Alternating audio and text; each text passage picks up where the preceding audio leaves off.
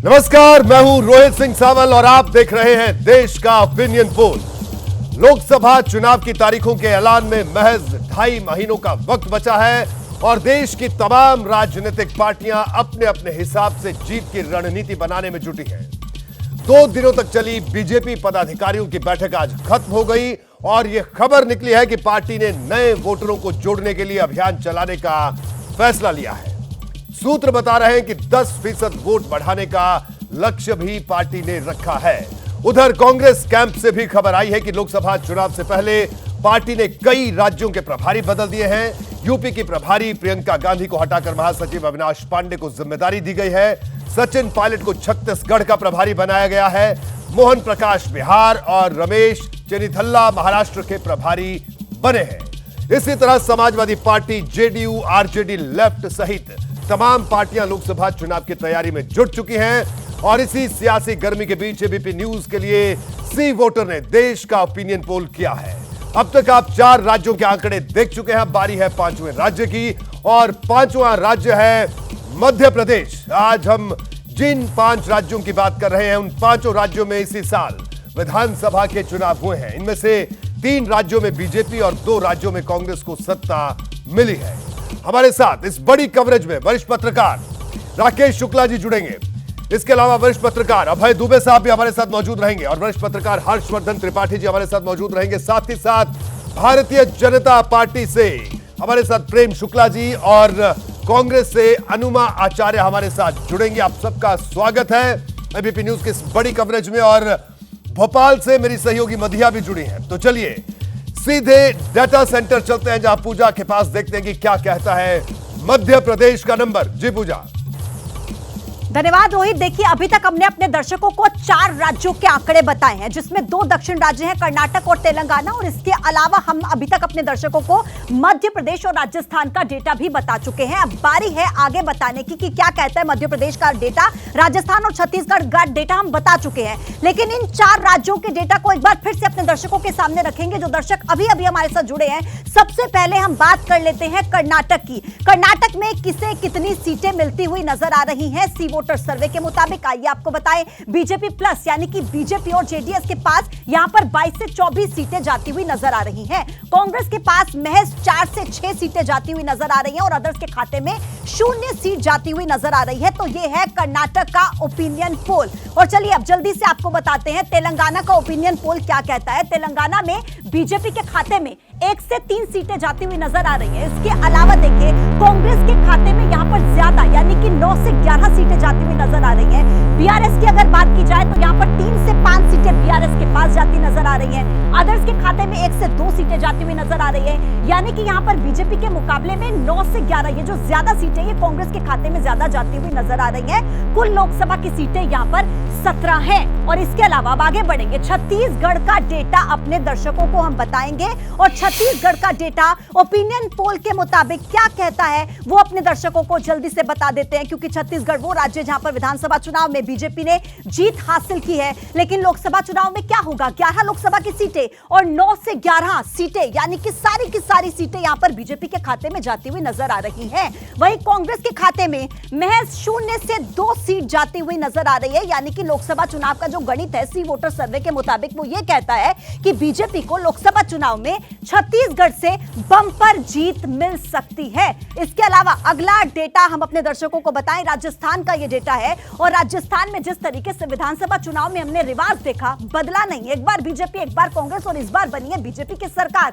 लेकिन लोकसभा चुनाव का गणित वहां पर क्या कहता है ये देखिए, आप समझ लीजिए।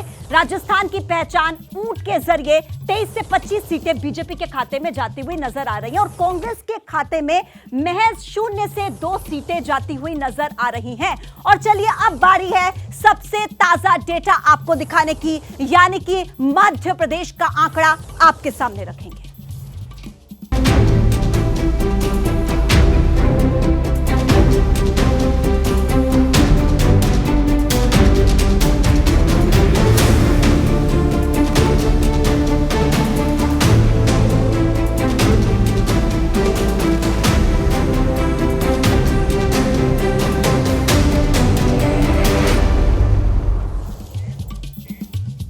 तो आइए सबसे पहले एक तस्वीर आपको दिखाते हैं। ये आप देख रहे हैं महाकाल कॉरिडोर मध्य प्रदेश का, जिसकी तस्वीर आपके सामने इस वक्त है, जिसका उद्घाटन किया प्रधानमंत्री नरेंद्र मोदी ने। अब महाकाल की नगरी से आशीर्वाद किस पार्टी को, किस दल को मिलने जा रहा है, सी वोटर सर्वे क्या कहता है? सबसे पहले वोट परसेंटेज के माध्यम से आपके सामने इस डेटा को हम रखने जा रहे हैं।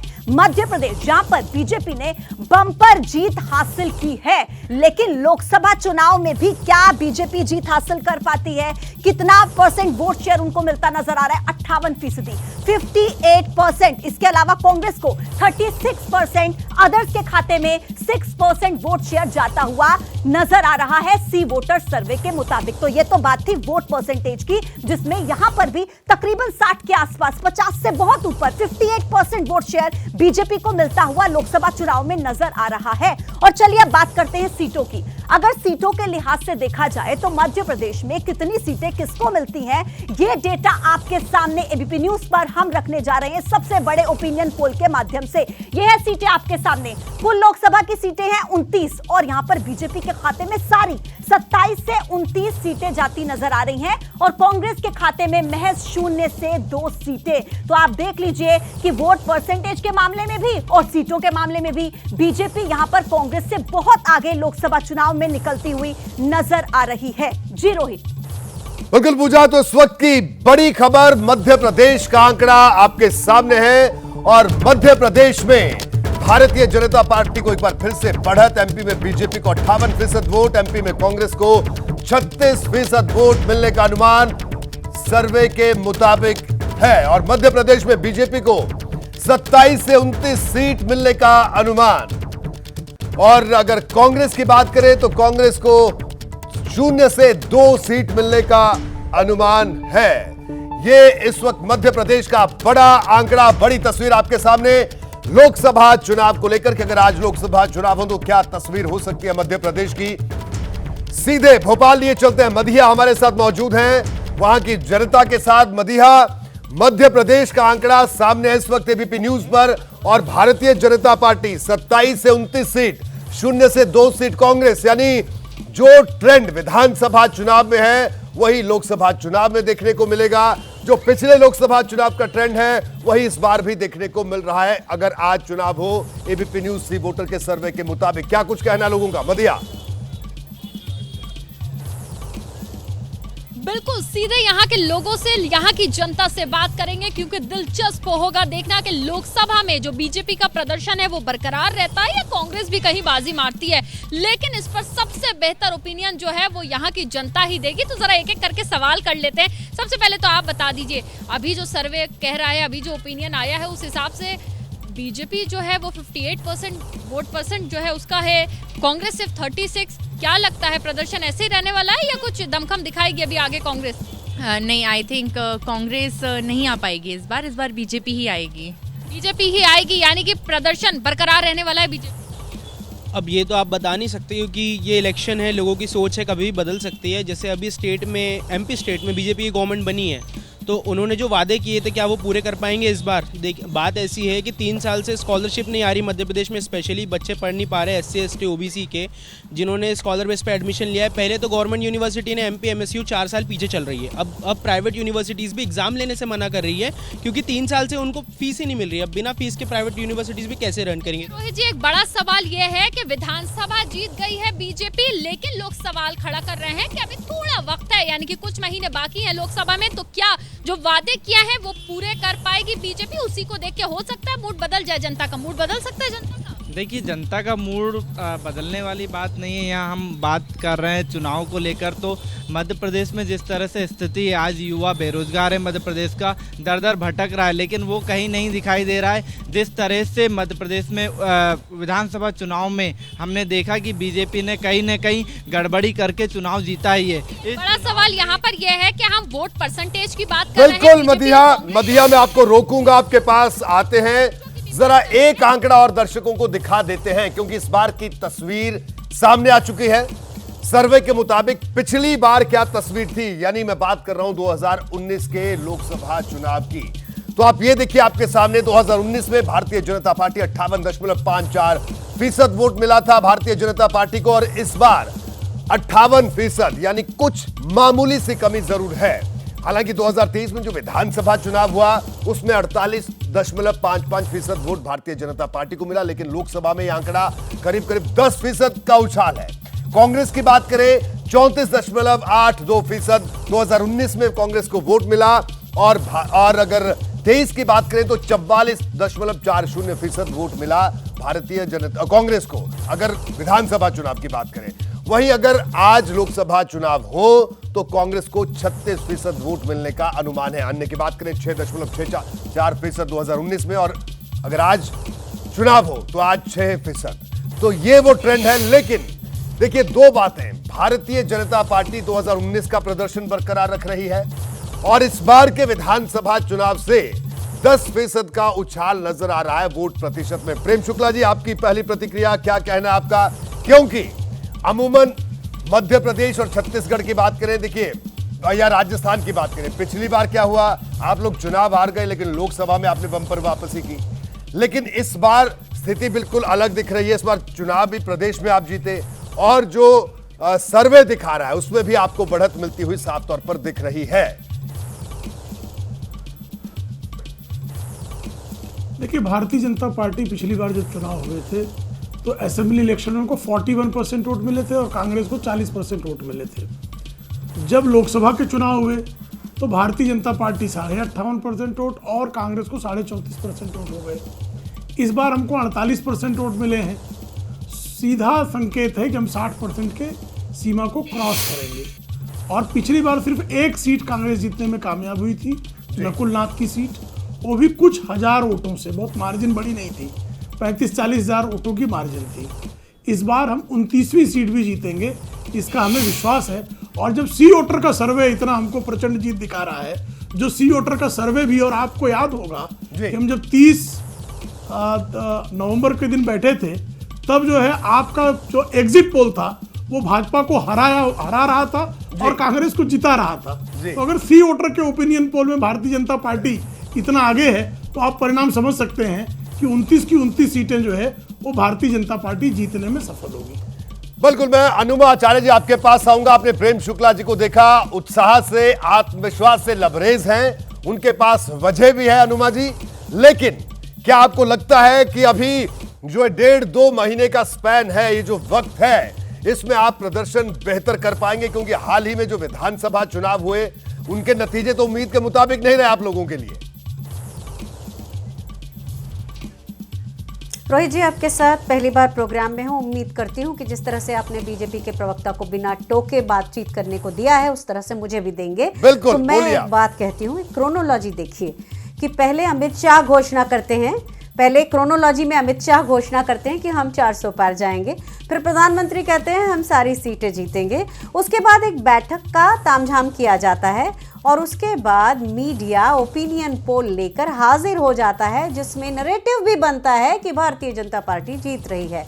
ये पूरी तरह आप देख पा रहे हैं कि ना तो लेवल प्लेइंग फील्ड इस लोकतंत्र में चुनाव का, ना तो डोनेशन के मामले में कांग्रेस को है, ना तो एजेंसियों का इस्तेमाल कोई कांग्रेस कर सकती है, ED, CBI, election commission of India, और ना ही यहाँ हम एक तरह से लोगों के मामले में भी अगर आप देखेंगे मीडिया का जो हमारे को साथ मिलना चाहिए, ना के बराबर मुख्यधारा के मीडिया का साथ हमें मिल रहा है। तो ऐसे में इस तरह का अगर ओपिनियन पोल है तो ठीक है, आज का सच आप ये बता रहे हैं, पर यह सच बदलेगा क्योंकि हमारी ताकत हमारे वोटर्स हैं, हमारी विचारधारा में यकीन करने वाले लोग हैं, वो युवा और बेरोजगार हैं जिनको पहली बार इस कदर बेरोजगारी से जूझना पड़ रहा है, और वो महिलाएं हैं जिनको प्रशासन की पकड़ ना होने के कारण कभी किसी तरह की हिंसा का, कभी बलात्कार का शिकार होना पड़ता है। वो दलित और आदिवासी हैं जिनके ऊपर भारतीय जनता पार्टी के अहंकारी लोग कहीं पेशाब करते हैं, कहीं उनको पीटते हैं, कहीं घसीटते हैं। तो मैं ऐसा मानती हूं कि कांग्रेस अपना 2009 का प्रदर्शन कम से कम, क्योंकि बड़ी बात नहीं बोलूंगी, कम से कम उतना प्रदर्शन दोहराएगी क्योंकि हमारे वोटर्स उन जगहों पर हैं। उसके अलावा अगर इंडिया गठबंधन में अगर बहुजन समाज पार्टी भी आती है या नहीं भी आती, उस दोनों केस में हमारे जो वोटर्स हैं उनका परसेंट 40.4% रहा है, आपने खुद बोला। तो मैं ऐसा मानती हूं कि जब बाकी और एसपी और आम आदमी पार्टी और बाकी सबके पास जो थोड़ा बहुत परसेंटेज गया था 6.5%, वो भी हमारी तरफ आएगा, इंडिया गठबंधन एक साथ चुनाव लड़ेगा, तो भारतीय जनता पार्टी को पीछे कर देना बहुत मुश्किल नहीं है। मेरा सिर्फ इतना कहना है। बिल्कुल अनुमा जी, आपने पूरी बात हमने आपकी सुनी, बड़े ध्यान से सुनी, आपके दावे भी सुने और प्रेम जी की बात भी सुनी। अब मैं हर्षवर्धन त्रिपाठी साहब को चर्चा में लेकर आऊंगा। हर्षवर्धन त्रिपाठी साहब, क्या कहना आपका? देखिए, हमारे एग्जिट पोल की बात हो, ओपिनियन पोल की बात हो, ओपिनियन पोल में भी जैसे प्रेम जी ने कहा कि हम दिखा रहे थे कि कांग्रेस आगे है, लेकिन जीत भारतीय जनता पार्टी की। तो खैर वो आदत है हम लोगों को सुनने की कि कोई जब किसी के पक्ष में कोई सर्वे होता है तो कोई पार्टी खुश होती है, किसी को निराशा लगती है, खैर वो अलहदा बात है। लेकिन हर्षवर्धन त्रिपाठी साहब, जो अनुमा आचार्य जी ने कहा कि उनका कहना था कि जो अदर्स का वोट है वो शिफ्ट करने की ताकत कांग्रेस रखती है मध्य प्रदेश में, आने वाला जो वक्त है उसमें। और सर्वे में भारतीय जनता पार्टी एक तरफा बढ़त यानी 58% के आसपास वोट प्रतिशत दिखा रही है और प्रदर्शन पिछली बार की तरह ही। देखिए रोहित जी, सबसे पहले तो मैं ये कहूँगा कि अनुमा जी को एक छोटी सी सलाह दे रहा हूँ। अब मान लीजिए अभय दुबे जी अभी कही दें कि आप जीत जाएंगे, या हर्षवर्धन त्रिपाठी भी कही दें कि जीत जाएंगे, तो क्या आप जीत जाएंगे? क्या इसी भ्रम में तो कांग्रेस की ये स्थिति हुई। बरसों से पत्रकार कहते रहे कि नहीं, अगला वाला चुनाव आप बहुत अच्छे से जीतेंगे, राहुल जी कमाल करने जा रहे हैं। मैं कह रहा हूं कि मीडिया और पत्रकार किसी को नेता नहीं बना सकते, कोई चुनाव नहीं जिता सकते। कम से कम मुझे तो ये भ्रम नहीं। हमारा काम यह है कि जो कुछ सामने आ रहा है उसको एनालाइज करते हैं। और छत्तीसगढ़ में आपकी स्थिति हम सब लोगों को लग रही थी बड़ी शानदार है, हार गए आप, तो क्या करें? मीडिया तो वहां बड़ी, आप कह रहे थे आपके लिए कोई बात नहीं करता, कोई लेवल प्लेइंग फील्ड नहीं है। तो मेरी सलाह पहली तो कांग्रेस की है कि पत्रकारों के लिहाज से राजनीति करना बंद कीजिए, जनता के लिहाज से राजनीति करना शुरू कीजिए। दूसरा, अब जब आप कहते हैं कि ये जो आंकड़े आ रहे हैं ये क्या बता रहे हैं, इसमें अब भ्रम की कोई गुंजाइश है क्या? अगर आमने सामने का चुनाव है, दो पार्टियां राज्य में हैं, 50% प्लस वोट किसी एक पार्टी को मिल रहा है, तो कई बार हो सकता है कि इवनली डिस्ट्रीब्यूशन ना हो तो थोड़ा सा मिल सकता है। लेकिन अगर वो आंकड़ा 55% के ऊपर किसी एक पार्टी के पक्ष में जा रहा है, क्लीन स्वीप होगा, दूसरी पार्टी को शून्य से ज्यादा कुछ नहीं मिलने वाला है।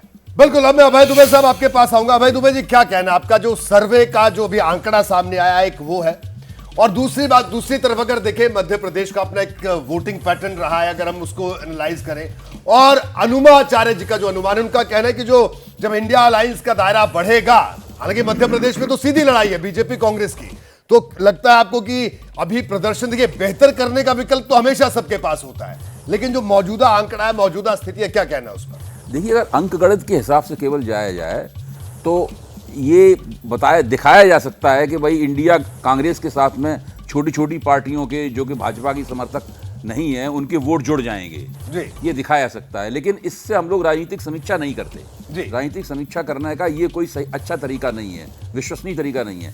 राजनीतिक समीक्षा करने का तरीका ये है कि जो सामुदायिक स्थिति क्या है जी, सामाजिक शक्तियों की स्थिति क्या है।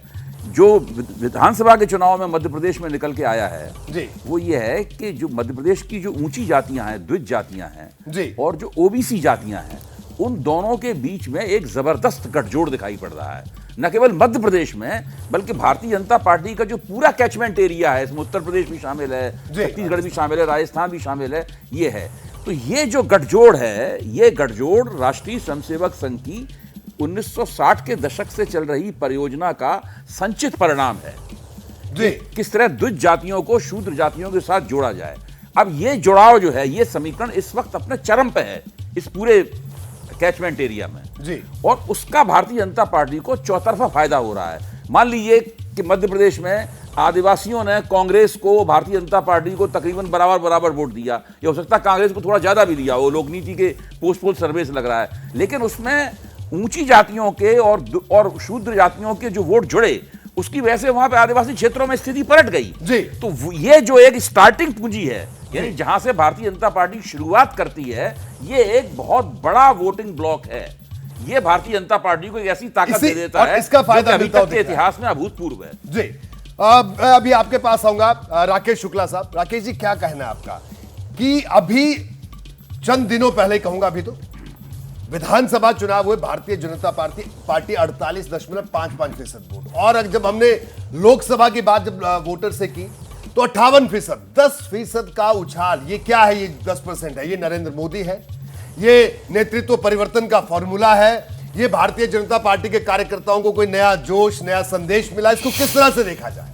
भारतीय जनता पार्टी मध्य प्रदेश में 2014 में ही 55% वोट हासिल कर चुकी है जी। जहां तक भारतीय जनता पार्टी के मध्य प्रदेश की बात है तो रोहित जी मैं आपको बता दूं कि मध्य प्रदेश भारतीय जनता पार्टी का गढ़ है जी। और 15 भोपाल, विदिशा, इंदौर, सागर, सतना, खजुराहो, दमोह, जबलपुर, ये ऐसी सीटें हैं जहां 25 से 30 साल से भारतीय जनता पार्टी काबिज है। 12 ऐसी सीटें हैं जहां बदलती रहती स्थितियां, उसके बाद भी पिछले 4 चुनावों से भारतीय जनता पार्टी के किले में कांग्रेस सेंध नहीं लगा पाई। 89 से लेके और 2019 तक के चुनाव को देखें आप तो जो एक काल्पनिक आंकड़ा उसको भूल जाइए और वास्तविक आंकड़ा ये है कि भारतीय जनता पार्टी कभी भी वहाँ 25-27 सीटों से नीचे नहीं जीती। 1999 में जब छत्तीसगढ़ और मध्य प्रदेश नहीं बटा था तब भारतीय जनता पार्टी 29 सीट जीती थी वहाँ पे। तो ये जो आंकड़ा आप दिखा रहे हैं तो इस बार कांग्रेस के सामने जो सबसे बड़ी चुनौती है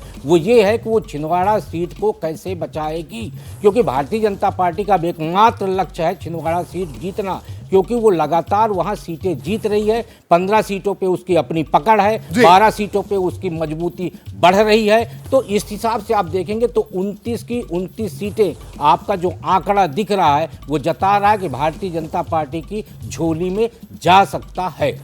बिल्कुल। एक और सवाल देखिए, हमने सर्वे में पूछा कि ओपिनियन पोल राज्यों में नेतृत्व परिवर्तन पर बीजेपी को 2024 में फायदा होगा या नहीं होगा। यह सवाल जब हमने पूछा तो 60% लोगों ने कहा हां, 30% लोगों ने कहा नहीं, पता नहीं 10% लोगों ने कहा। यानी ज्यादातर लोगों का मानना है कि राज्यों में नेतृत्व परिवर्तन का भी फायदा मिलेगा भारतीय जनता पार्टी को लोकसभा चुनाव में। यह भी बड़ा दिलचस्प पहलू है, दिलचस्प आंकड़ा है, क्योंकि मध्य प्रदेश और राजस्थान को लेकर एक बड़ा तबका था, बड़ी चर्चा हो रही थी कि शिवराज हटाए गए, वसुंधरा हटाए गए, नए लोगों को लाया गया, उसका फायदा होगा, क्या होगा, कैसे होगा। मैं एक बार फिर से प्रेम शुक्ला जी आपका रुख करूंगा। प्रेम जी, सर्वे में सवाल पूछा गया और उसके मुताबिक आपका नेतृत्व परिवर्तन का जो फॉर्मूला था, नए लोगों को आगे लेकर आने का फॉर्मूला, जो कि अभी हनुमान जी की पार्टी उस फॉर्मूले पर शायद अभी नहीं आई है, उनके पास भी आऊंगा, लेकिन यह कारगर दिख रहा है सर्वे के मुताबिक। देखिए, कार्यकर्ताओं को जब अवसर मिलता है तो स्वाभाविक तौर पर सामान्य कार्यकर्ताओं में भी जोश आता है। जब आप जो है असेंबली के पहले प्री पोल सर्वे या एग्जिट पोल कर रहे थे उस समय बारंबार एक बात आ रही थी कि भारतीय जनता पार्टी का जो प्रदेश का नेतृत्व था उसके बारे में सर्वे कह रहे थे कि फटीग है। अब जो है वो स्वाभाविक तौर पर वो नया चेहरा आने के कारण उसके प्रति नया उत्साह भी होगा और उस नए उत्साह का स्वाभाविक लाभ जो है वो भारतीय जनता पार्टी को। सबसे बड़ी बात है कि हमने असेंबली इलेक्शन में भी एमपी के मन में मोदी, मोदी के मन में एमपी, इस नारे पर हमने काम किया और मध्य प्रदेश की जनता ने प्रचंड जनादेश आदरणीय नरेंद्र मोदी जी के नेतृत्व को दिया। जबकि कांग्रेस उस समय कर दी क्या मोदी जी मुख्यमंत्री बनने आ रहे हैं क्या, जो जनादेश मिलेगा। तो इतना तो तय है कि मोदी जी प्रधानमंत्री बनने जा रहे हैं, तो मोदी जी को प्रधानमंत्री बनने के लिए हैट्रिक की पारी शुरू करने के लिए जनता प्रचंड जनादेश देगी और इस बार हम 60% प्लस वोट हासिल करेंगे। और जैसा आदरणीय राकेश शुक्ला जी ने कहा, हमारा जो एकमात्र लक्ष्य है वो छिंदवाड़ा की सीट भी हम जीतेंगे। ठीक है, बिल्कुल प्रेम जी। हनुमान जी आपके पास आऊंगा। देखिए, सीधे तौर पर प्रेम शुक्ला जी कह रहे हैं कि मध्य प्रदेश में अब की बार 60% पार, यानी 60% के आंकड़े के ऊपर की बात ये कर रहे हैं, वजह भी बता रहे हैं। और कांग्रेस की बात की, ठीक है, आपने कहा कि इंडिया का दायरा बढ़ेगा, उसका आपको फायदा होगा। हालांकि मध्य प्रदेश में परंपरागत जो लड़ाई है सीधे सीधे तौर पर बीजेपी कांग्रेस की रही है, तो नेतृत्व परिवर्तन का फायदा भी इनको। लेकिन क्या कांग्रेस में भी कोई परिवर्तन होगा इन 1.5-2 महीनों में काम करने की स्थिति में, नीति में या रीति में?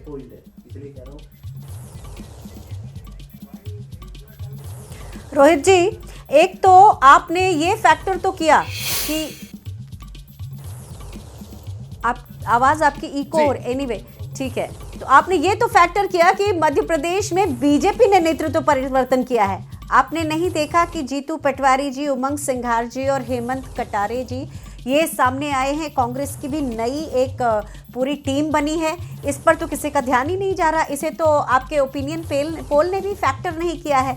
और एक बात, मैं अपनी तौर पर इसे ऑर्गेनिक चुनाव नहीं मानती हूं जो विधानसभा का हुआ है, क्योंकि उसका कारण यह है कि इलेक्शन कमीशन ऑफ इंडिया से दिग्विजय सिंह जी और सीनियर काफ़ी नेता और इंडिया गठबंधन के और भी लोग कुछ आवेदन के साथ मिलना चाहते हैं। इलेक्शन कमीशन उन्हें समय नहीं दे रहे हैं। इलेक्शन कमीशन ने चैलेंज किया था कि कोई भी अगर ईवीएम की हैकिंग को करके दिखा दे तो वो उसको एंटरटेन करेंगे, लेकिन बीबीसी की खबर के हिसाब से एक व्यक्ति हैं, उनको भी इलेक्शन कमीशन ऑफ इंडिया ने एंटरटेन नहीं किया। मेरे एक और सवाल आपसे है, और ये सवाल आपको पूछना चाहिए, ये सवाल मेरा नहीं होना चाहिए कि कैसे ऐसे होता है कि भारतीय जनता पार्टी की रिजल्ट आने के 2 दिन पहले ग्वालियर क्षेत्र की एक सीट पर यह कहा जाता है कि 18,858 मतों से हम जीतेंगे, ये अंतर रहेगा दोनों के बीच में, और वही होता है। तो इस तरह की खबरें जो पहले से ही बोली जाती हैं कि इतना परसेंटेज आएगा, 60% पार होगा, मुझे ये साफ लगता है कि ऐसा हेकड़ी तब आती है जब आप लोकतंत्र के परे किसी और चीज पर भरोसा कर रहे हैं। ठीक है। और ये मेरा सवाल बहुत ज्वलंत इसलिए भी है कि आज के समय में मेरी कार अगर यहाँ पे खोलती हूं मैं और कनाडा में बैठे किसी व्यक्ति को पता चल जाता है जो कि मेरे घर का सदस्य है, तो इसका अर्थ ये है कि ईवीएम की जो आप बात बार बार लोग पीछे लेकर जाते हैं बीजेपी के लोग, वो क्यों नहीं एक बार कम से कम प्रयोग के तौर पे कुछ जगहों पर बैलेट पेपर से चुनाव करा लेते। ठीक है, सारा दूध का दूध पानी का पानी। अब मैं अनुमा जी आपको रोकूंगा, और मैं चाहूंगा कि बिल्कुल आप जरा गौर से देखिए, क्योंकि आपको बहुत सारी शिकायतें हम लोगों से भी है और होनी भी चाहिए, जाहिर सी बात है, आप कर सकते हैं शिकायतें, लेकिन आप सुनिएगा हमारा जो हमने जो सर्वे किया उसका एक और सवाल है अनुमा जी। सवाल यह है कि कांग्रेस भी नए चेहरों को आगे कर रही है, 2024 में इससे फायदा होगा, क्या होगा? आइए तस्वीर देखिए।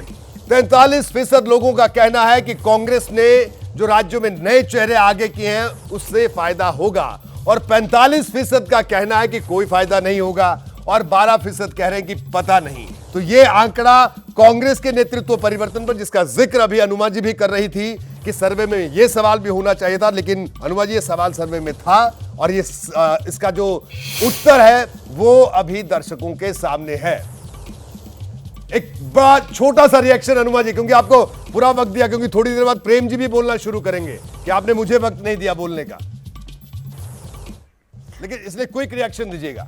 नहीं, मेरा ये कहना है कि आपने जो दिखाया मेरे पूछने के बाद आपने बताया, लेकिन मैं ऐसा मानती हूं कि उसके बारे में अभी लोगों को अनुमान नहीं है। 12% लोग ये कह रहे हैं कि उनको अभी मालूम नहीं है। तो आप देखेंगे कि जैसे जैसे समय बीतेगा, 1 महीने के अंदर ही इसी आपको पोल को दोबारा कराइएगा, आपको रिजल्ट जरूर दूसरे मिलेंगे। और जैसा कि त्रिपाठी जी कह रहे थे कि मीडिया और पत्रकार चुनाव नहीं जिताते, मानती हूं मैं, जनता ही जीताती है, लेकिन जनता के ऊपर नैरेटिव नहीं बनाना चाहिए, लेवल प्लेइंग फील्ड होना चाहिए। अभी से शुरू हो गया है, इसके ऊपर मुझे जरूर आपत्ति है। बिल्कुल अनुमा जी, आप हमारे साथ बनी रहिए। आपको आपत्ति है, बिल्कुल, मैंने कहा कि बिल्कुल आपत्ति करने का अधिकार तो सबके पास है। जी, एक लाइन ले लीजिए जी, और मान लीजिए कि 5 राज्यों में एक राज्य तेलंगाना को बैलेट पेपर से कर दिया जाता, तो कम से कम पार्टियों को चुनाव आयोग के ऊपर, भारत का चुनाव आयोग दुनिया में जिसकी निष्पक्षता की प्रतिष्ठा है, साख है, उसके ऊपर इस तरह से सवाल नहीं उठाना चाहिए।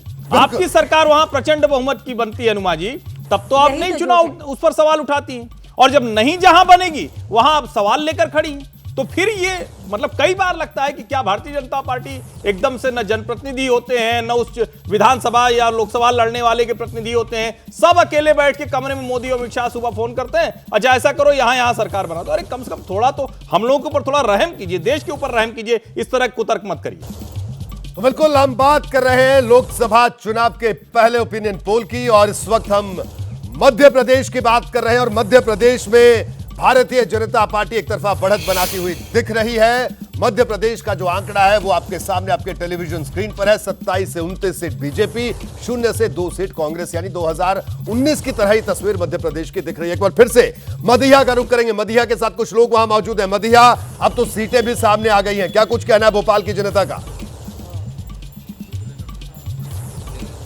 बिल्कुल, भोपाल की जनता का जो कहना है सीधे उन्हीं से जान लेते हैं। यंग लोग इस वक्त मेरे साथ जुड़े हुए हैं, बहुत सारे मुद्दे, बहुत सारी बातें, लेकिन जल्दी से ये बता दीजिए कि जो बीजेपी ने फॉर्मूला अपनाया, नए चेहरों को लेके आई, लगता है फायदा हो जाएगा पूरी तरह से? मैम ऐसा कुछ नहीं है, कांग्रेस ने भी तो अपने चेहरे बदले हैं, युवा पीढ़ी को आगे बढ़ाया है। कांग्रेस ने चेहरे बदले? यस मैम, बदले हैं? नहीं, कांग्रेस ने चेहरे नहीं बदले हैं, बट जो इस बार बीजेपी ने नए चेहरे लाए हैं, मे बी वो कुछ चेंज करेंगे पॉलिटिक्स में और गवर्नमेंट में। नया चेंज जो हुआ है उससे लगता है कि लोकसभा में फायदा हो जाएगा। बिल्कुल, देखिए लोकसभा में कांग्रेस को बिल्कुल फायदा मिलेगा और मेरी बहन कह रही है कि चेहरे नहीं बदले, अभी 3-4 दिन पहले ही कांग्रेस को फायदा होगा, लेकिन वोट परसेंटेज जो है वो तो 36% रह गया। ऐसा क्यों हुआ? बीजेपी का तो बड़ा। मैम थोड़ी सी मिसअंडरस्टैंडिंग रही कांग्रेस की, ये कि उसने युवाओं को आगे नहीं बढ़ाया। जैसे आज हम लोग मध्य प्रदेश के अंदर बेरोजगार हैं युवा, इसलिए जो नेता अभी चेंज हुए हैं, बड़े बड़े नेता जो चेंज हुए कांग्रेस के अंदर, जो परिवर्तन हुआ वो इसी देख कर के हुआ कि कहाँ कांग्रेस पीछे रही। वहाँ कमी पता चली कि जो युवा है उसको पीछे छोड़ दिया था कहीं कांग्रेस ने। अब यहाँ पर कांग्रेस पर रोहित जी सवाल खड़े कर रहे हैं कि जो नेता चेंज जो होना है वो बड़ी बात है, लेकिन सबसे बड़ी बात यह है कि लोकसभा इलेक्शन 2024 किसको देखना चाहते हैं इस बार? कांग्रेस को देखना चाहते हैं। कांग्रेस को राहुल गांधी, नरेंद्र मोदी, बीजेपी। चेहरा कौन है इस वक्त सबसे बड़ा 2024? नरेंद्र मोदी। मैम राहुल गांधी। नरेंद्र मोदी आएगा इस बार फॉर श्योर नरेंद्र मोदी। नरेंद्र मोदी तो देखिए यहाँ पर लोगों की मिली जुली सी राय है, लेकिन जो ओपिनियन पोल आया उस हिसाब से जो वोट परसेंटेज है, जो सीटें बिल्कुल मदिया, मैं आपको रोकूंगा जल्दी से। हमारे साथ तमाम मेहमान, एक बार फिर से उनका रुख करूंगा, लेकिन भी प्रेम शुक्ला जी के पास में एक बार आऊंगा। प्रेम जी, क्या कहना आपका? अभी हमारे साथ अनुमा जी हैं, उन्होंने ये भी कहा, उनका ये भी कहना था कि तो ईवीएम का जिक्र उन्होंने किया और चुनाव आयोग का जिक्र उन्होंने किया। साथ ही साथ उन्होंने एक बात और भी कही, उन्होंने ये भी कहा कि इंडिया गठबंधन का जब दायरा बढ़ेगा तो जो उनका वोट प्रतिशत है वो जाहिर तौर पर बढ़ेगा। आपकी प्रतिक्रिया उनके इन तमाम दावों पर? देखिए, ईवीएम को लेकर तो लगातार निर्वाचन आयोग उनके हिसाब से ठीक नहीं है, भारत का सर्वोच्च न्यायालय उनके हिसाब से ठीक नहीं है, भारत की संसदीय व्यवस्था उनके हिसाब से ठीक नहीं है। उनके नेता राहुल गांधी तो जाके ब्रिटेन में कहते हैं कि चीन अच्छा लोकतंत्र है, भारत खराब लोकतंत्र है। तो अब उनकी बातें हैं भाई, वो कह सकते हैं, कुछ भी कह सकते हैं। और चुनाव के समय तो पता नहीं क्या क्या दावे और अनुमा जी करती थी। और ईवीएम के बारे में तो दिग्विजय सिंह जो है, बहुत जैसे चुनाव हारने की इनकी बारी आती है ईवीएम खराब हो जाता है। कर्नाटक में ईवीएम बिल्कुल नहीं खराब होता। तेलंगाना में जैसे हर्षवर्धन जी ने कहा ईवीएम बहुत अच्छा काम करता है, लेकिन जहां हार गए वहां ईवीएम हार गया, क्योंकि राहुल गांधी हार गए तो कह नहीं सकते, कांग्रेस हार गई, कमलनाथ हार गए, ये कह नहीं सकते हैं। अब जो है, जो ओपिनियन पोल्स की भी बात बताएं, पिछले मैं पूरे चुनाव के समय जिस भी चैनल पर मैं जाता था, उन चैनलों पर तमाम जो लोग आते थे, दर्शक ले आया जाता था। मैं 2 महीने तक मध्य प्रदेश में था, जनता से मिलता, जनता कहती थी हम बीजेपी चुनेंगे, लेकिन चैनल कह रहे थे कि भाजपा हार जाएगी। तो फिर भी हम चैनलों को दोष नहीं देते, चैनलों को शायद ऐसे लोग ही मिले होंगे, चैनल वही बात करेंगे। अभी आपके जो है दर्शकों में कुछ लोग कह रहे हैं कांग्रेस जीतेगी, कुछ कह रहे हैं भाजपा जीतेगी। तो अब इसमें उनका दोष नहीं है ना, ये उनके अपने ओपिनियन है, वो अपने हिसाब से मतदान करेंगे। लेकिन कांग्रेस इस बात पर भी आप पर आरोप लगा सकती है कि आपने पकड़ के आदमी लाए हैं। तो कांग्रेस जब हताशा के दौर में कोई दल होता है तो उसके प्रवक्ता इसी तरह से उल जलूल आरोप लगाते हैं, अपना आत्मावलोकन करने की बजाय दूसरों पर आरोप लगाने से चुनाव कोई नहीं जीत सकता। बिल्कुल प्रेम जी, मैं आपको रोकूंगा। अभय दुबे साहब आपके पास होगा। अभय दुबे साहब, ये जो वोट प्रतिशत बढ़ता हुआ दिख रहा है, देखिए स्थिति तो वही है कि 2019 वाला नतीजा दिख रहा है अगर आज लोकसभा चुनाव हो इसी वोटर के सर्वे के मुताबिक, लेकिन वोट प्रतिशत में अभी विधानसभा का जो चुनाव हुआ और लोकसभा का चुनाव हुआ 48 से 58%, और इसी वजह से प्रेम जी दावा कर रहे हैं कि 60% से पार करेंगे। ये जो बढ़ोतरी हुई है, क्या ये सिर्फ नरेंद्र मोदी के चेहरे पर आप इसे देखेंगे? क्योंकि मध्य प्रदेश में विधानसभा चुनाव में भी मोदी का चेहरा था, कि इसे किस तरह से परिभाषित किया जाए, किस तरह से आप इसका विश्लेषण करेंगे? देखिए, अनुमा जी जब ये कह रही थी तो उनको भरोसा ये था कि इंडिया गठबंधन अपना एक राष्ट्रीय एकता का, गैर भाजपा विरोधी राष्ट्रीय एकता, भाजपा विरोधी राष्ट्रीय एकता का एक चेहरा पेश करेगा। जब इंडिया गठबंधन बना था तो काफ़ी उम्मीदें थी कि इस बार विपक्ष की एकता का इंडेक्स ऊंचा होगा 2014 के मुकाबले, 2019 के मुकाबले। और मैं भी ये मानता था कि ये बिल्कुल इंडिया गठबंधन बनना पिछले 10 साल की राजनीति में एक नई बात है, लेकिन इसकी प्रगति हुई नहीं जैसी हम लोग समझते थे। उस तरह की कोई प्रगति नहीं हुई जी। जो पहले मीटिंग के बाद जो बातें कही जा रही थीं, जो बहुत जेनरिक किस्म की बातें थीं, लगभग वैसी ही बातें अभी कही जा रही हैं। गठबंधन का चेहरा क्या होगा, उसका ढांचा क्या होगा, क्या वो एनडीए जैसा होगा, वो यूपीए जैसा होगा, या वाम लोकतांत्रिक फ्रंट जो होता है, लेफ्ट डेमोक्रेटिक फ्रंट होता है, वैसा होगा, अभी कुछ भी स्पष्ट होकर सामने नहीं आया है और समय बिल्कुल कम रह गया है। इसलिए ये उम्मीद करना कि मोदी के चेहरे के मुकाबले इंडिया गठबंधन एक कोई मजबूत विकल्प, एक नेशनल नैरेटिव खड़ा कर पाएगा, मुझे इसमें थोड़ा संदेह होता है। अब चेहरा लोगों के सामने एक ही रह गया, बिल्कुल एक ही चेहरा रह गया। इससे लोग उम्मीद लगा सकते हैं कि वो देश को एक स्थायी सरकार देगा और देश को जो आपने वायदे किए उन वायदों को पूरा करेगा। पूरे नहीं कर पाया तो वायदे पूरे करने की उम्मीद भी उससे होगी, तो इसलिए एक तरफा हो जाता है चुनाव। जी राकेश शुक्ला साहब, अभय जी ने जिस तरह से कहा कि बिल्कुल जो चुनाव की स्थिति है, अनुमा जी का अपनी बातें हैं, अभी प्रेम जी अपनी बात कह रहे हैं, लेकिन मैं बार बार ये हम जानने की कोशिश कर रहे हैं कि नेतृत्व परिवर्तन भारतीय जनता पार्टी ने किया, बीजेपी यहां मीटिंग कर रही है, अपना अगला टारगेट फिक्स कर रही है, मीटिंग इंडिया की भी हो रही है, लेकिन अभी वहां पर अभी आम राय नहीं बन रही है। तो क्या ये जो बढ़त है, ये भारतीय जनता पार्टी की जो तैयारी है जो लगातार चलती रहती है उसकी वजह से है? नरेंद्र मोदी का चेहरा है या लाभार्थी हैं, क्या है ये? आप देखिए मध्य प्रदेश में पिछले 5-6 चुनाव की मैं बात करूंगा तो 40%, 45%, 49%, 50, 51% और 54.8%। भारतीय जनता पार्टी हर चुनाव में अपने वोट बढ़ा के चल रही है और इसलिए भारतीय जनता पार्टी की जो सीटें हैं उन सीटों पे उसकी जीत की मार्जिन भी बढ़ रही और जीत का आंकड़ा भी बढ़ रहा। ऐसे में अनुमा जी की तरफ से जो ये कहा गया कि हमने नेतृत्व परिवर्तन किया, तो ये बड़ा हास्यास्पद ये लग रहा है कि मध्य प्रदेश का जो लोकसभा का चुनाव होगा तो क्या जीतू पटवारी जी उसके चेहरे होंगे? दूसरा, जो व्यक्ति अपना विधानसभा चुनाव हार गया हो वो आम कार्यकर्ता जो कांग्रेस का है उसको उत्साहित कैसे कर पाएगा? तीसरा, यदि केंद्रीय स्तर पे कोई चेहरा होने वाला है तो क्या वो इस बात का खुलासा कर सकती हैं कि केंद्रीय स्तर पर जो चेहरा इंडी गठबंधन का बनेगा वो नरेंद्र मोदी जी के मुकाबले बड़ा मजबूत होगा, बड़ा विश्वसनीय होगा और जनता में लोकप्रिय होगा? ये ऐसे सवाल हैं जिनसे कांग्रेस जूझ रही है और जब तक इनका हल नहीं निकलेगा उस स्थिति में मध्य प्रदेश क्या देश के किसी भी राज्य में कांग्रेस को अपनी सीट बढ़ाने को लेकर सशंकित रहना चाहिए और उसका निवारण की तरफ सोचना चाहिए। जी अनुमा जी,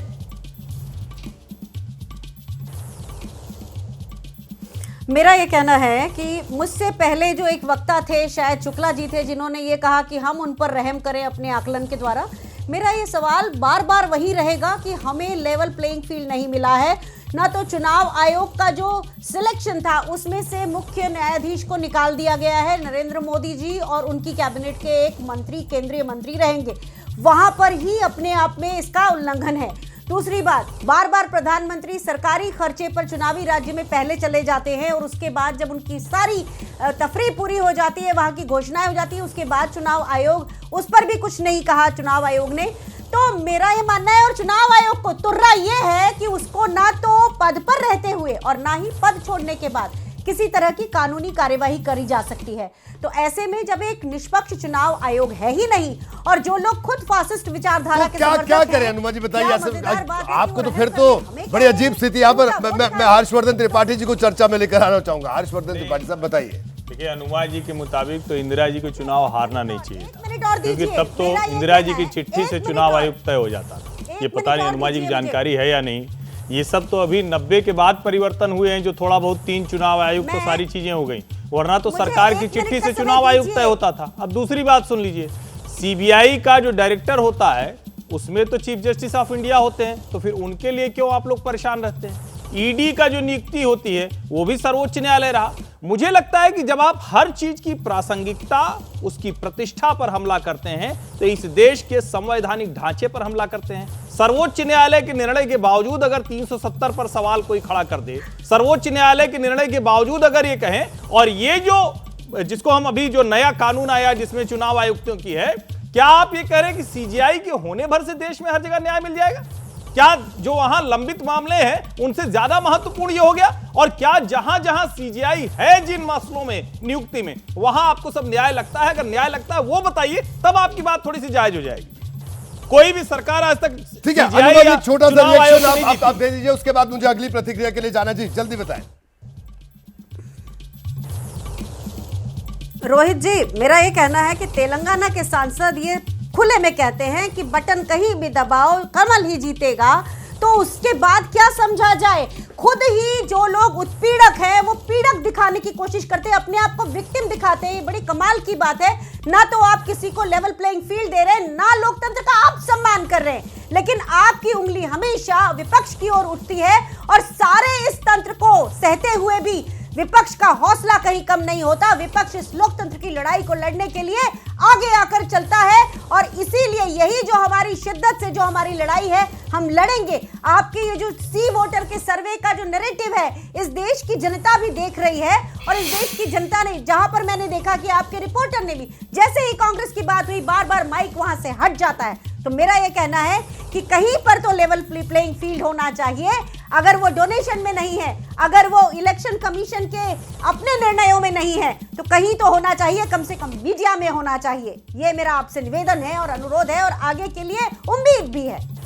देखिए अनुमा जी, आप बहुत अच्छा बोलती हैं, हम आपकी बहुत इज्जत करते हैं, मैं आपको पहले भी सुनता आया हूं, बहुत अच्छी प्रवक्ता है आप। और लेकिन मुझे एक बात से मुझे भी एतराज है, इसको बिल्कुल मैं जाहिर करना चाहूंगा। ठीक है, आप एज अ पॉलिटिकल पार्टी आप कुछ भी कहें, कुछ सोच सकते हैं, आपका अपना टेक है, लेकिन हर चीज पर कि हम लोग भी गलत हैं, सर्वे भी गलत है, मैं तो बार बार कहता हूं कि आप बोल सकती हैं, आपको बोलना चाहिए, लेकिन हम तो सवाल पूछ रहे हैं कि साहब ये एक आंकड़ा आया है, इस आंकड़े पर आपका क्या कहना है? अब बताइए, इंडिया गठबंधन का संयोजक तय नहीं हो रहा है तो उसमें हमारी क्या गलती? अब बताइए, सीट शेयरिंग पर हम सवाल कोई पूछते हैं तो इसमें हमारी क्या गलती? मायावती आएंगी या नहीं आएंगी, हम तो यही पूछेंगे। अगर ये भी पूछें तो इसमें भी हमारी गलती। अगर कहीं कोई राज्य में कोई जीत जाता है तब हम बता दें मध्य प्रदेश में बीजेपी की सरकार बन गई साहब, क्योंकि नरेंद्र मोदी के चेहरे पर चुनाव लड़ गया, तो इसमें हमारी क्या गलती बताइए? अब अगर कांग्रेस हार गई तो हार गई साहब, क्या करें? हमने खुद, मैं ही एंकरिंग कर रहा था, जीतू पटवारी मेरे साथ बैठे थे, यही प्रेम शुक्ला जी मेरे साथ बैठे थे, शर्त लगाई जीतू पटवारी साहब ने, प्रेम शुक्ला जी ने भी, उन्होंने कहा 135 सीट। अब बताइए नहीं आई तो कुछ जीतू पटवारी जी तो खुद भी चुनाव हालांकि हारे, लेकिन फिर भी मैं कह रहा हूं, देखिए लोकतंत्र में हार जीत चलती रहती है, लड़ने का जज्बा वो महत्वपूर्ण है। लेकिन लोकतंत्र वाली जी, लेकिन सुनिए ये लोकतंत्र वाली और लेवल प्लेइंग फील्ड वाली हार जीत, अनुमा जी एक बात, कोई बात नहीं थी, मैं कोई सफाई नहीं दे रहा था कि देखिए मेरे भी मन में बतौर पत्रकार मेरे मन में भी कुछ सवाल उठे, तो मैंने वो सवाल जनता के सामने रखे, क्योंकि हम लोग जनता का प्रतिनिधित्व करते हैं। हम किसी भी पॉलिटिकल पार्टी के लिए जवाबदेह नहीं है, ना भारतीय जनता पार्टी के लिए, ना कांग्रेस के लिए। हमारी जवाबदेही जनता के लिए है, और जो सवाल मेरे मन में आए वो मैंने रखे, वो मैं आपसे नहीं पूछ रहा हूं और नहीं मैं उनका जवाब आपसे चाहूंगा, वो जनता के सामने हमने रखे कि साहब जो हुआ वो दिखाना तो काम है ना। अबे दुबे साहब, आपकी एक प्रतिक्रिया मैं लेना चाहूंगा। देखिए साहब, कांग्रेस की अगर बात है, अगर कांग्रेस, अब हम बात करें लोकसभा चुनाव को लेकर, एक तरफ इंडिया एक तरफ एनडीए, जो इंडिया का स्वरूप है वो हम देख रहे हैं कि आज बन जाए, लेकिन एनडीए की बात है, बीजेपी की तैयारियों की बात है, तो उस लिहाज से और ओपिनियन पोल के लिहाज से आगे तो दिख रही है साफ तौर पर। देखिए अभी जो इंडिया गठबंधन की बैठक हुई है वो 108 दिन बाद हुई है। आप सोचिए 108 दिन का समय पूरा का पूरा बर्बाद कर दिया गया। उस अवधि में इस गठबंधन की कोई गतिविधियां नहीं चलाई गई और उसके ऊपर गठबंधन के अंदर असंतोष भी था। नीतीश कुमार ने एक बयान देकर कांग्रेस के ऊपर इसके ऊपर छींटाकशी भी की थी। हाँ, 2 रैलियां भी रद्द हुई। तो मैं इस बात को कहना चाहता हूं कि ये क्यों हुआ, जरा इसके बारे में सोचा जाए, बहुत जरूरी है। दूसरी बात, हम लोग यहाँ पर जब चर्चा करते थे एबीपी के मंच पे बैठ के, तो हम लोग कहते थे कि भारतीय जनता पार्टी बहुत ज़्यादा केंद्रीकरण कर रही है, सारा काम प्रधानमंत्री के चेहरे पे हो रहा है और कांग्रेस के अंदर जो छत्रप हैं उनको महत्व दिया जा रहा है। लेकिन बाद में नतीजा निकला, जो उस नतीजे की रोशनी में हमने इन बातों पर दोबारा विचार किया, तभी समझ में आया कि जो कांग्रेस के छत्रप थे वो अपने अपने इलाके में आला कमान बन गए थे और कांग्रेस आला कमान की वो कोई बात ही नहीं मान रहे थे। अगर राहुल गांधी ने अशोक गहलोत से कहा कि आप इतने टिकट काटिए, अशोक गहलोत ने उनकी बात मानने से इनकार कर दिया। ऐसे बहुतेरे सुझाव जो कांग्रेस आला कमान ने इन तीनों छत्रपों को दिए थे, जो कमलनाथ ने जो किया वो तो बहुत ऐतिहासिक है, उसकी मैं लंबी सूची गिना सकता हूं जो कमलनाथ ने किया। तो ये जो हुआ ना कि कांग्रेस आला कमान ने छत्रपों को अपनी जगह पे आला कमान बन जाने दिया, तो ये पूरी स्थिति ने कांग्रेस की स्थिति को बहुत अजीब सा बना दिया है। कांग्रेस को चाहिए कि बहुत तेजी के साथ वो अपनी इन समस्याओं को ठीक रखे और इंडिया गठबंधन को भी दुरुस्त करे। बिल्कुल। राकेश शुक्ला साहब, जल्दी से आपकी भी प्रतिक्रिया, क्योंकि अब हम आखिरी दौर में इस चर्चा के, जी, क्योंकि अनुमा जी को और भी कुछ बोलना है, उनसे उनकी बात रखना में जरूरी है, उनको सुनना भी जरूरी है। मुझे लगता है अभय जी ने बड़ा अच्छा सुझाव दिया है। और रही बात इंडी गठबंधन की, तो ये सही है कि 7 महीने बीत गए और इंडी गठबंधन में जब पहली बैठक हुई थी तभी ये घोषणा की गई थी कि 11 सदस्यों की एक समिति बनेगी। फिर उसके बाद समिति के बाद संयोजक बनेगा, फिर रैली तय कर दी गई। ये तमाम तरह की कार्य योजनाएं रखी गई, लेकिन वो सारी कार्य योजनाएं बैठक से बाहर नहीं निकली। और मुझे लगता है कि अभी 4 महीने बचे हैं लोकसभा चुनाव को, और इस 4 महीने के भीतर यदि आपके यहाँ पूरा एक खाका तैयार नहीं हुआ तो फिर आप नरेंद्र मोदी जैसे चेहरे से मुकाबला कैसे करेंगे? ये बहुत चिंतनीय विषय है कांग्रेस के लिए। जी हर्षवर्धन त्रिपाठी साहब। नहीं देखिए, मुझे तो अब और ज़्यादा जिसको कहते हैं कि भरोसा होता जा रहा है।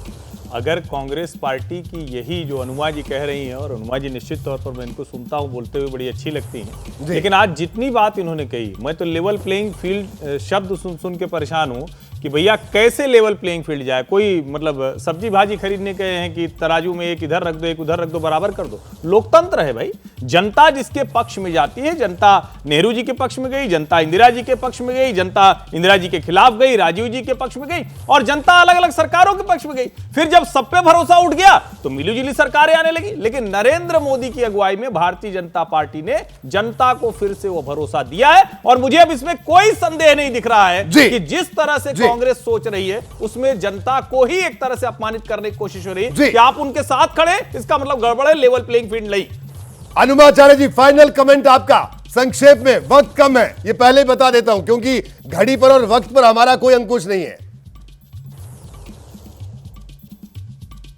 आर्थिक अनुदान की बात कर लीजिए तो हजारों गुना ज्यादा भारतीय जनता पार्टी को मिलता है। मीडिया कवरेज की बात कर लीजिए तो 95% प्रधानमंत्री नरेंद्र मोदी मीडिया स्पेस लेते हैं। अब आप कहते हैं कि लेवल प्लेइंग फील्ड है और लोकतंत्र में सांसद चयन करते हैं कि उनका नेता कौन होगा, तो ये बातें हैं। और मुझे सबसे ताज्जुब ये होता है कि जो लोग वरिष्ठ पत्रकार हैं वो कैसे इंडी गठबंधन जैसी बातें करते हैं। ये फूहड़ शब्दावली कहां से आती है? क्या ये लेवल प्लेइंग फील्ड है? और दूसरे, इस नैरेटिव का मैं विरोध करती हूं कि जनता का अपमान हम कर रहे हैं। ये सारे नैरेटिव बैठकर अगर एक ही तरफा बनाए जाएंगे तो डेफिनेटली हम ये मानेंगे कि मीडिया का एक बड़ा हिस्सा एक तरफ झुका हुआ है, उसका तराजू उसके बैलेंस में नहीं है, संतुलन में नहीं है। बिल्कुल अनुमा जी, आप ये मानने के लिए, सोचने के लिए स्वतंत्र हैं, बोलने के लिए भी स्वतंत्र हैं, लेकिन हाँ, हम आपको इतनी शिद्दत के साथ और इतने स्नेह के साथ सुनते रहेंगे। लेकिन जो हमारे तमाम वरिष्ठ पत्रकारों का एक बड़ा पैनल है जिन्होंने एक लंबा अरसा जमीनी पत्रकारिता की है, वो अपने अनुभव बता रहे हैं, अपने अनुभव से कुछ बातें बोल रहे हैं। ठीक है, आपको अच्छी लगे बुरी लगे वो अलहदा, लेकिन ये इस वक्त जो सी वोटर का सर्वे, आज लोकसभा चुनाव हो तो ये तस्वीर हो सकती है, इसका आंकड़ा सामने रखा। जिसको अच्छा लगे वो भी ठीक, जिसको नहीं अच्छा लगे वो भी ठीक, लेकिन ये स्थिति है अभी एक सर्वे के मुताबिक जो सी वोटर का सर्वे है। तो बहरहाल अनुमाचार्य जी, आपका बहुत बहुत शुक्रिया एबीपी न्यूज से बात करने के लिए, और तमाम मेहमान हमारे साथ जुड़े थे, आपका भी बहुत बहुत शुक्रिया। तो बहरहाल ये लगातार हमारा ये सर्वे जारी है। आज हमने 5 राज्यों का सर्वे दिखाया, कल फिर से 5 राज्यों का सर्वे दिखाएंगे, और उसके बाद पूरे देश की तस्वीर दिखाएंगे कि जो 24 में लोकसभा चुनाव होने वाला है उसमें क्या तस्वीर उभर कर सामने आने वाली है। तो अगले 2 दिन भी एबीपी न्यूज पर आप लगातार ये ओपिनियन पोल की बड़ी कवरेज, महा कवरेज देखते रहिए।